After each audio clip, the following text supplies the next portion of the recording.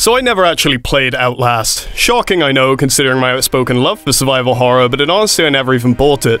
I gave it a go a few times on friends' consoles and such, but didn't really delve too deep, as the night either ran short or we'd move on to do something else, usually influenced by the lovely lady known as alcohol. I laugh at that in retrospect, as the game is barely 4 hours long, 6 if you take the Whistleblower DLC into account, but only when I actually bought the game did I realize the masterpiece that I'd missed out on. On top of that, I completely demolished my bank account by buying the complete first game and the second at an incredibly expensive 8 Canadian dollars, which in real money equates to about the price of a single-use tissue from the finest public park. Now, I was rather apprehensive going in for the first time, as absolute commercial success and online popularity of a game like that usually spells one of two things. It's either a genuinely amazing and well-crafted piece of art, or it's some half-assed gimmick with a lot of jump scares. I think when it came out, I more or less assumed gimmick, as all there seemed to be features about the game was night vision and the shocked faces of popular YouTubers in thumbnails. In retrospect, I realized I was a judgmental knob though and should have just bit the bullet, but if you've seen any of my previous videos, you'll probably realize that I've somewhat come to terms with the fact that I'm a bit of an arsehole, and only really have myself to blame. Either way, for the price of a plastic bag with a hole in it, I'm now the proud owner of nearly the entire Outlast series. This brings me to a segue that I don't really know how to write, so here's a title card so you know I'm actually going to start talking about the first Outlast game. Now, the original Outlast was, for some reason, the one I was expecting to be the worst, as it was not only the first game in the series, but the first game from a new studio at the time that had a shoestring budget, and worst of all, was from Quebec. Oh, how wrong I was. If I even had a sliver of what normies call a sense of humanity, I'd probably even gain some sort of respect for the province, but old habits die hard, I guess. Either way, I jumped into the game and was immediately enthralled by the surprisingly great graphics and surprisingly concise introduction. You are a journalist that got an email from a whistleblower, or should I say whistleblower DLC, that says some funky shit is going on in a place called Mount Massive Asylum. Creative name, I know. Needless to say, you go there and that's where the game opens up. It doesn't throw you in the shit with something over the top like, I don't know, a helicopter crash or an unexplainable force from the afterlife. It merely starts with a decent reason to enter somewhere that you probably shouldn't, under the pretense that although funky shit is going on, your life wouldn't necessarily be in danger, leaving a sizable amount of room for a tonal crescendo, and for your suspension of disbelief to be slowly stretched as to not snap under the weight of the story's many sledgehammer-sized plot points. As mentioned though, shit does end up placing itself very firmly off the rails, and before long you're hiding from mutated and mutilated inmates that keep talking about supernatural entities and somehow see me in complete darkness, though that may have just been the AI. The plot goes from your typical crazy people be crazy thing to a genuinely engaging plot about spirituality, Nazi superstition, and the insanity of the human condition. Quite happy that that rhymed, but moving on. The whole plot revolves around a morphogenic engine, a machine that uses psychotic subjects to control a swarm of nanomachines that manifest as the Wall Rider. Mind you, this is only revealed about halfway through the game through cryptic recordings and notes, but somehow I figured it out, which is quite surprising given my innate idiocy. But how does this plot actually play out? After all, a story is only good as the way it's told. Well, it's very competently done. The game starts as just another survival horror in an asylum, with the initial focus being on the delightful inmates. But there are rumors of a so-called Wall Rider, but it's just played off initially as the hallucinations of the as-mentioned wonderful inmates. The game then continues and introduces characters as it goes, with these characters being pretty well written, with cool scenes and interesting dialogue. A priest basically tells you that you're the chosen one and sends you on your way to fix everything, something that's seemingly impossible given the gravity of the situation. Eventually, the game slowly reveals that the Wall Rider is real. There's a thing called a morphogenic engine, and everything's a bit fucked. Getting rather macro here, this is where I'd like to bring up the characters in the game in more detail. Usually when a game is set in a big building full of crazy people, the writing gets rather lazy, with people being obnoxiously crazy and talking cryptically when a character gets chosen in a roulette to further the plot development. And although that is present in this game, the good writing shines through.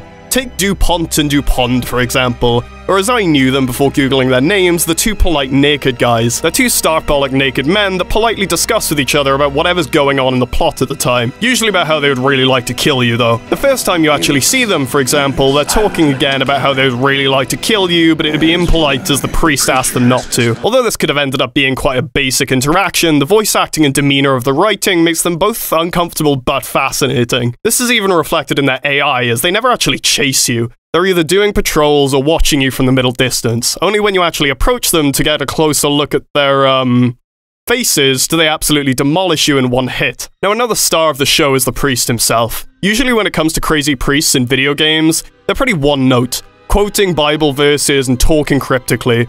Although, again, this is rather present with this character, it's very competently done. The way he leads you down the rabbit hole of Mount Massive really adds to the feeling of a slow crescendo that culminates in batshit insanity, with him never revealing too much at a time. Even the characters that would usually be written poorly are pretty well executed in this game, like Chris the Soldier. He's introduced as a massive brute that one-hits you, and although that demeanor doesn't necessarily change, as you learn more about him, you realize that he's probably one of the only quote-unquote good guys in this entire game. He's a veteran sent insane by the morphogenic engine and the conditions of the asylum, that realizes the Wall Rider is probably bad news, and if he lets anyone escape the asylum, they could theoretically become a new host for the thing, allowing it to wreak havoc on pretty much everything in the known universe. Well, Earth. Well, I mean, actually just America, but still not ideal. I mean, they kind of have enough going on at the moment. Now, the gameplay of this, well, game complements the overall experience nicely. The gameplay loop of progressing the asylum, getting introduced to a character, only to run loops around them in tight corridors, hiding under beds and in lockers when you go the wrong way rarely gets boring. However, this is mainly due to the game's runtime and semi-predictable map layout. Now, a predictable map layout can go one of two ways. If the gameplay doesn't suit, then shit gets boring real quick. But in this case, because the chases are often high-paced and rather tense to say the absolute least, the predictability only ever helps you enjoy the chases instead of throwing your fist through the screen because you ran into 6 dead ends, 6 deaths in a row. Even if you do get lost, most of the game is designed around looping pathways, so you can often train the guy that's chasing you around so that you can actually find where you're going again. It's very well done, and something I rarely see in horror games that are, shall we say, chase-heavy. In half of those games, the map layout is either painfully obvious to the point of chases feeling scripted or so obtuse that you die 12 times every chase from just not knowing where the fuck you're supposed to go. There is a downside, however. Certain points in this game seem to be riddled with the joys of tedium, and ironically, most of these times are in the scripted moments where the map design shifts with a more intended route. Take the chase with Chris towards the end of the game as an example. You leave a bit that I can't talk about due to spoilers, only to see big boy Chris fumbling his way down a corridor you're meant to go through. The only other place to go is a dead-end corridor that's full of doors. Now the question is, where the fuck do you go? You'd like to think that you can hide in one of the many rooms and wait it out, but those rooms don't actually have hiding spots, and Chris's unending telepathy lets him immediately know what room you've got into even though he didn't see you open the goddamn door. Okay, maybe you can just run past him. Well, no, because that's immediate death. Now the actual solution is to run into a room at the very end of the corridor that has 2 connecting doors, bait him into knocking one down, then run past him through the second door. This seems relatively painless, but the timings are so tight and the map layout is so obtuse that I questioned a few times whether it was actually the right way to go. And as I say this, I'm still not entirely sure that I went the right way. I might have just lucked my way through it. Either way, I guess it worked out, so I'm still technically right. Luckily, due to the linearity of the game and the map layout favoring occasional bouts of stress and semi-open loops, this tediosity doesn't become a regular enough occurrence for me to have any legitimate complaints about the game. The only other real thing that irritated me about the game were my expectations. So the game leads very heavily on night vision, as you can probably tell from every single screenshot, piece of footage, and promotional art of the game. This is fine. In fact, it's more than fine. The game has some of the best night vision I've seen in any other game I've played, rivaling most milsims and tactical shooters. The addition of the zoom to the camera you play through makes the whole game feel like your own personal found footage movie or something especially cursed from Nuke's Top 5. The game doesn't have a flashlight, but doesn't really need one thanks to the competence of the night vision in the game. The only time this ever really becomes a ball ache is when you run out of batteries, but in the game's defense, the batteries aren't exactly for the night vision per se, but are actually for the camera's IR illuminator, meaning even if you are out of batteries, you aren't exactly shit out of luck in the way of seeing things. I open the point on night vision as a negative, but it's really such a positive aspect of the game. The only frustration I have with it is the fact that it doesn't really change the enemy's ability to spot you. There's no standing still in pitch darkness waiting for an enemy to walk past you while you can see them but they can't see you. If they get too close, you're pretty fucked. If they could see you in the light, then they can see you in the dark. Light and dark doesn't really make a difference to an enemy's ability to spot you. Now, is this a bad thing? Well, yes. But it's not a really bad thing. I do wish it were different, but it doesn't exactly ruin anything about the game. It's just not really what I was expecting from the gameplay. Now, on a slightly realistic note, my complaints for the game were, overall, nitpicky as fuck. The story was amazing, the gameplay was simple and fun, and didn't get overly tedious, the pacing was fantastic, the setting was ominously creepy, and overall, the game is an incredible masterpiece of horror that doesn't overstay its welcome. Highly recommendable. I guess I also didn't really like the fact that a lot of detail in the story is broken up into littered notes and journals to pick up, but they're well written and don't fall for the eye-wateringly painful trope of having some guy writing down how insane he is moments before he dies. And they don't have loads of cryptic bullshit making you think, why not just write a book? This is done by having about 90% of the notes being patient files and incident reports, which adds to the whole fucked up asylum vibe, which if anything is rather tasteful. Contrasting to, say, Amnesia Rebirth, let's just throw random pages of half a book around the place, mix with some awkwardly written diary entries, and call it a day approach. This brings me very nicely to its DLC, Outlast Whistleblower. Now, you wouldn't be amiss for thinking the DLC would attempt to build on the original game's fun and tense gameplay with new features and themes. However, you'd be wrong. The gameplay is quite literally identical, to the point where I laughed pretty hard when about 5 minutes in, the game just gives you another night vision camera. Don't get me wrong, it is explained in the story and isn't exactly without its context, but it's still funny nonetheless. Speaking of the story though, it is the main driving factor of the DLC. In this expansion, you play as the Whistleblower, who sent the initial email to the character in the base game, and the story details his experience after sending the email. There are new characters, new themes, and new areas of the asylum to make your way through, but it never strays too far from the original, which makes it truly feel like the same but more. You see interesting cameos from some of the more prominent characters in the first game, and see some loose ends get neatly tied up during the runtime of the DLC. Even Soldier Chris makes an appearance, and his reveal is somehow more intense than the original game. Much like the base game, Whistleblower doesn't overstay its welcome at a comfortable 3 hours from start to finish, however the game does have its negatives. There's definitely more bullshit in this installment, with more winding and open areas and more potential to get lost or not know where the fuck you're going. The epitome of this, I feel, was the wife surgeon guy in the workshop. I know I'm being vague, but if I go into any more detail about this character, I'll definitely get demonetized for this video. The game takes away all of your batteries, breaks your leg, and tells you to escape some dude who walks slightly faster than you. But the map layout of this bit gives you no breathing room and no real way to hide and sneak around, leading to long stretches of repeated deaths in virtually the same environment, resulting in building frustration to say the least. Due to the samey environments too, whenever a chase did get going, all tension was almost immediately lost, as I'd constantly wonder where the fuck I was meant to be going. The story arc of this section is ultimately satisfying, with the surgeon guy dying to his own hubris or whatever, but the gameplay that led up to it kinda took me out of the whole experience, and sadly this seems to be a small but repetitive theme in this DLC. There's another bit earlier on with some guy with a bone saw that also happens to be in a bullshit, samey, confusing area with no discernible direction, but thankfully the game doesn't break your legs for this bit, so you can more or less just sprint around like a twat until you find the way you're meant to go. Also, the wearing of the bone saw immediately puts the fear of God into me for some reason, which really made the whole section incredibly tense, even through the repetitive parts. Another key point to bring up about the DLC is the difference in pacing. You have far fewer rests in this game than the original. Admittedly, this could be blamed on the shorter runtime, but not having adequate time to calm down between fast-paced chases makes the atmosphere hit a sort of ceiling, stopping any chance of a tonal rise. This then quickly turns to frustration, as the game almost feels like it's rushing you through instead of feeling organic. Going back to the bone saw guy, this happened about 6 times. Fuck. You run away from him, shit gets interesting, you climb through a vent and you think you're safe. Then 5 seconds after you've dropped down, you hear his saw again and he blindsides you from a corner. Rinse and repeat. This also fucking demolishes your suspension of disbelief. Like, bro, I just fell 3 stories down an elevator shaft and now you're on the same floor as me. Are you telling me you ran down 3 stairwells, through 4 locked doors that I couldn't get through, and managed to find my exact location in the pitch darkness in 1 minute and 14 seconds? I guess much like my complaints with the base game, this is a slight nitpick compared to other horror titles, but it really added to an overall increased frustration with the DLC over the base game. However, the way this game melds the stories of the base game and the DLC is really well done, with both games taking place at literally the same time, just often at different parts of the asylum. Now, there are a lot of points in the game where you stumble across the carnage of the first character, and you see major plot points unfolding around you, like a nice little Easter egg, except it isn't an Easter egg because it's quite literally the main story. Now, although these frustrations and complaints are certainly present, the story in the DLC is absolutely phenomenal, tying up almost every loose end from the original. The way the story darts around while still captivating your attention without a painful reliance on notes brings you along for an absolute rollercoaster of fucked up shit. And the way the ending absolutely hits you over the head with a chest freezer of satisfaction catapults this game to near perfection, making the DLC a must play along with the base game. Now we get to the almost infamously polarizing Outlast 2.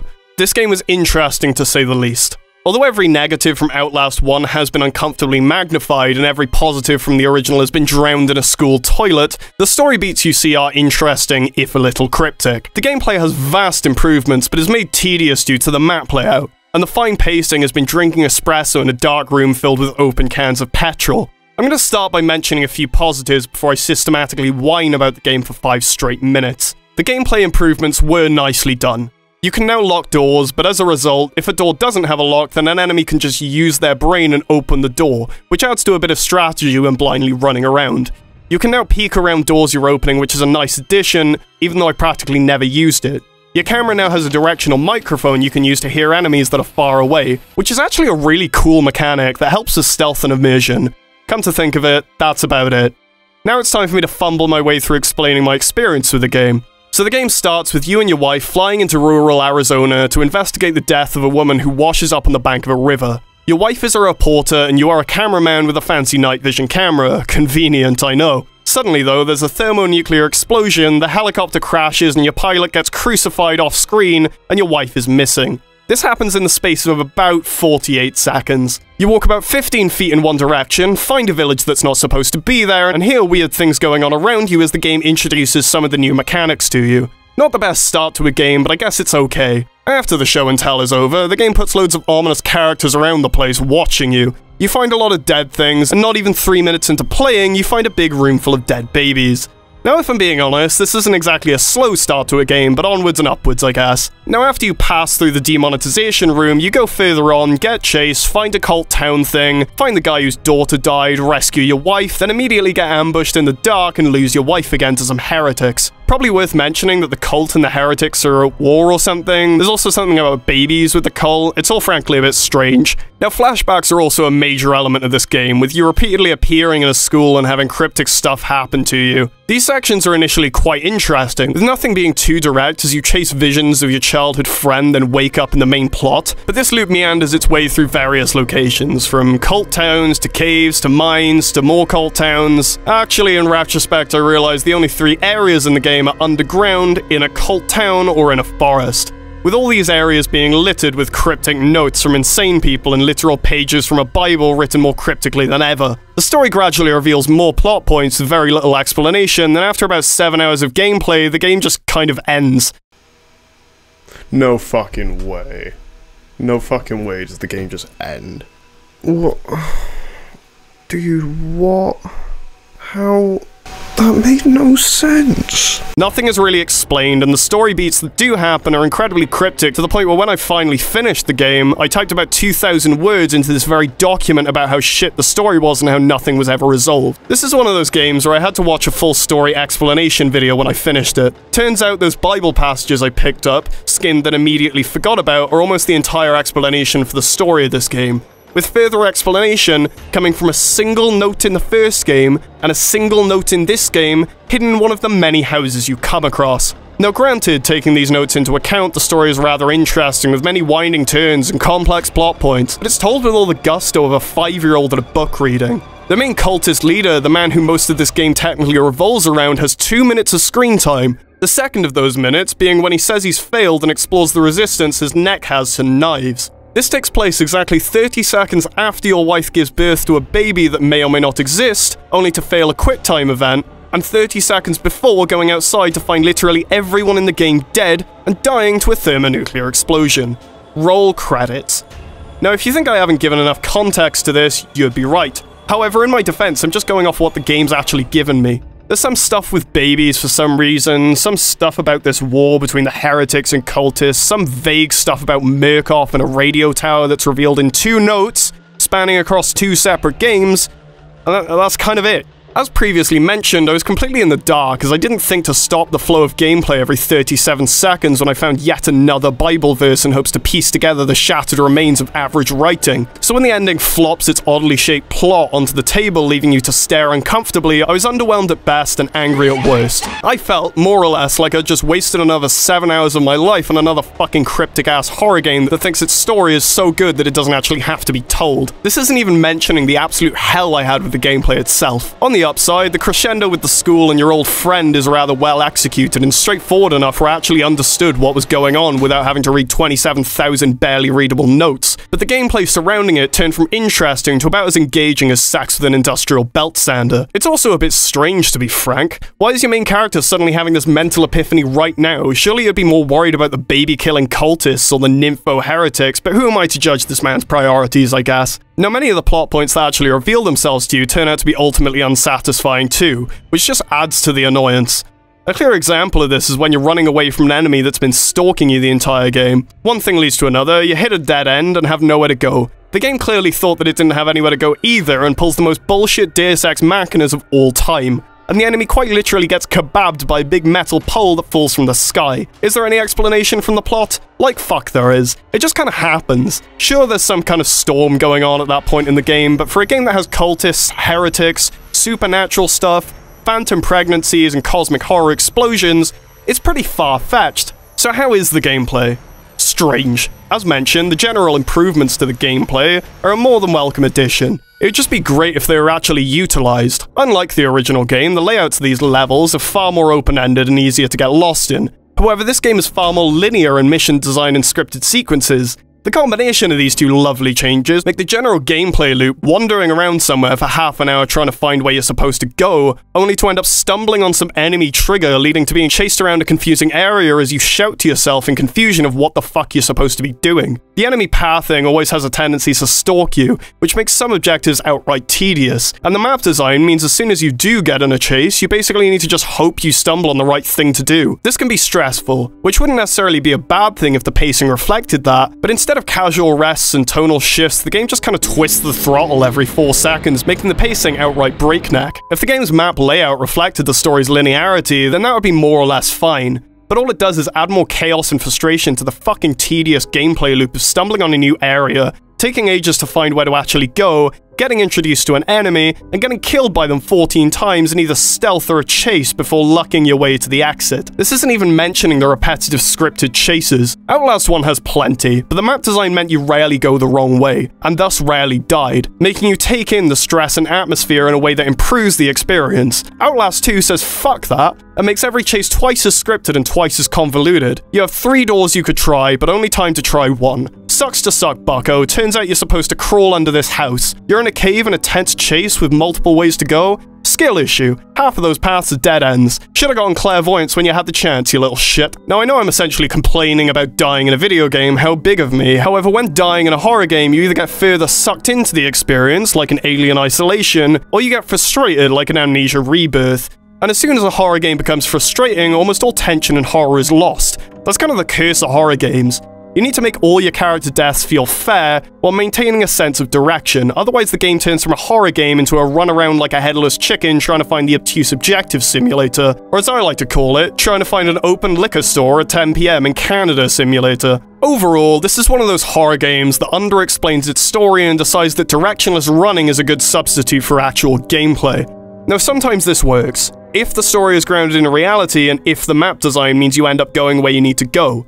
But I think they missed that pointer. Now I understand where some people would find enjoyment in this game. If you're someone who telepathically connects with the game design and perfectly understands every path and objective, and also someone who would rather read a book than play a game, then buddy, this is your new game of the year. However, if you're a normal functioning member of society, maybe it's just best to watch a lore explained video to catch up with the plot. This is a bit of a shame too, as the story is really interesting, and all the rabbit holes of the plot are fun to explore. It would just be nice if those loose ends were tied up instead of being tied around your neck, leading you to be suffocated by 15 unfinished plot lines before they quite literally pull and then everyone die to the end on your ass. Ah well, can't win them all, I guess, can ya? This is where any other budget YouTuber with infinitely more planning than myself would take the time to talk about the new Outlast Trials, but I haven't finished it yet. And even if I had, I don't actually have the hard drive space to record any new gameplay. All in all though, the game seems to be an honest return to narrative roots, with the actually well-executed addition of being a co-op driven game. The AI is more or less great, with the player being able to hide in complete darkness from enemies for once. The story is legitimately interesting, with main plot points being understandable at a glance, with further detail being added in patient files and incident reports, and the setting of the game is just fantastically surreal.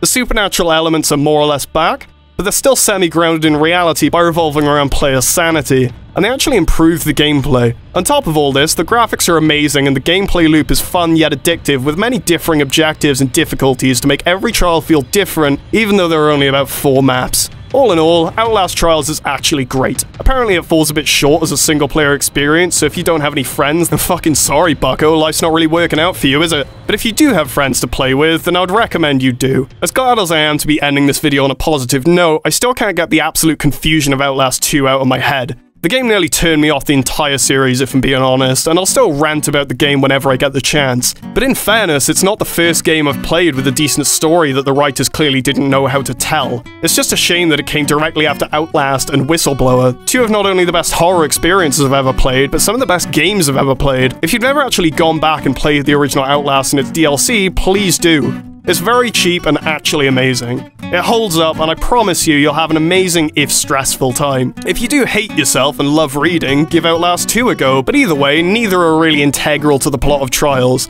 though I would at least recommend playing the first game so you have at least an idea of what the fuck is going on for the new release. And that's basically it. Outlast 1, good. Outlast 2, bad. Trials, yeah, it's pretty good. So just fucking play the games, man. Why are you still watching this? Bye.